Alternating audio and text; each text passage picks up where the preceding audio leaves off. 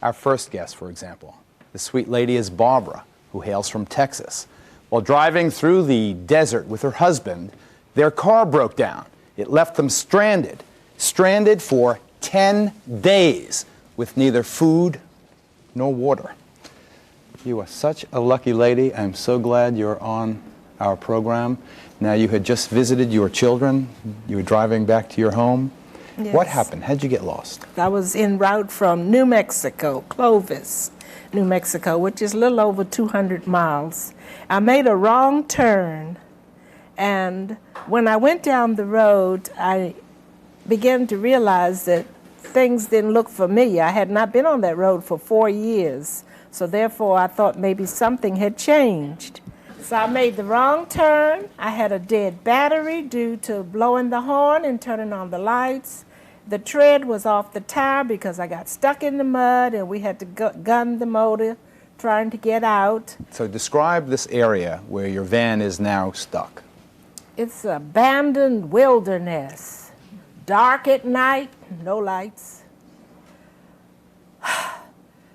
Soft sand-like, where even if you stood in it, your feet would just sink right in. And the one tire was embedded and looked like it was some sharp rocks or something because the tread had come completely off of one tire. And of course we said we had no water in the van. So you had very little food. Yes. No water. No water. Okay, and you kept a diary. Yes. Why don't you start reading? So I tried to use the lights and the horn. I have a CB and that was out because of the broken antenna. There was no life seen except for a black big bull, and this big bull came up and he stood there for about, seemed like to me, 10 minutes, but I know it wasn't that long. He stood still and looked at us, and we stood still and looked back at him. Finally he turned off and went to the side and left us, thank God. And my hubby and I both saw that. So a lone cowboy, his name was Kent Clark, he was out there. He discovered us on the 10th day out there. And then I caught the rain in the ice chest. So it rained one day and you had ice chest? Yes, one day. And that's how you got your water? Yes, and I had to catch enough water for 2 people, and that only lasted one day. And after that, I began to find water along the side of the road. And I was so delighted with that I'd get a little bottle, just enough for that day, and I'd drink as much as I could so I wouldn't have to carry it. My husband is in a wheelchair. He's 88 years old, retired Baptist minister, and he's a diabetic, and he has heart problems, high blood pressure pills, and therefore you can't give him insulin when you haven't had any food, so therefore he did well. He lasted 6 days on water only. What happened to your husband? My husband died in his sleep. Oh. Yes, on the 6th day. Oh. See, he was only drinking water. So I was hoping if we had been discovered 3 or 4 or 5 days, we could have came out of this together. So you're all by yourself? Yes, I was all by myself. So I began to venture a little further because I knew that I didn't have to be assured of coming back to take care of him.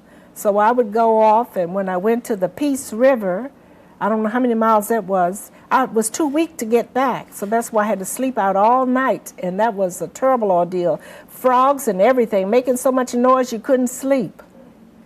So the cowboy finds your van, he finds your husband. In the wheelchair, and he called ahead on the radio to tell them that there was a dead lady somewhere out in the area. He couldn't find her yet. So that's when the helicopter was commissioned to come, and they found me. When the helicopter came by, they came down low enough where they could look me in the eye and wave to me. If they hadn't have done that, I thought it was a mirage. I thought it was a big bird, and I was trying to fan it away. And, you thought it was another vulture? Yes. Oh, honey. And it was them, and thank God. How about that? Pictures really look bad.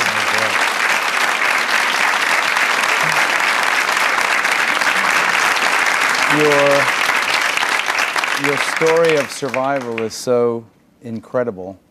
Our only agony, our pain, our feelings of sorrow are with your husband. Yes.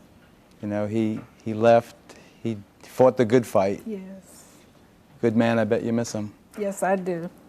In fact, our anniversary was the 25th of August, 7 years, and my birthday was that day, so I went to the cemetery. And it just took me back a little bit more. Thanks, honey.